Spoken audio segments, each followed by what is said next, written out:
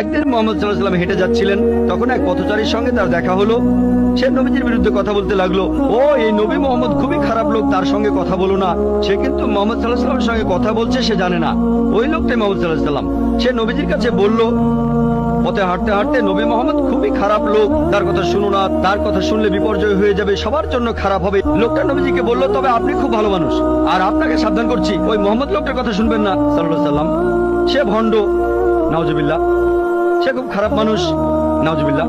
এরকম আরো অনেক কথা। তবে নবীজিকে বললো, আপনি খুব ভালো মানুষ, আপনি দয়ালু, আপনি পরোপকারী, আপনার নামটা জানতে পারি? নাম শুনে বলল, কি? আপনি কি বললেন? আমি কি ঠিক শুনছি? আপনার নাম মোহাম্মদ সাল্লাল্লাহু আলাইহি ওয়াসাল্লাম? তখন সে বলল, আশহাদু আল্লা ইলাহা ইল্লাল্লাহ ওয়া আশহাদু আন্না মুহাম্মাদুর রাসূলুল্লাহ।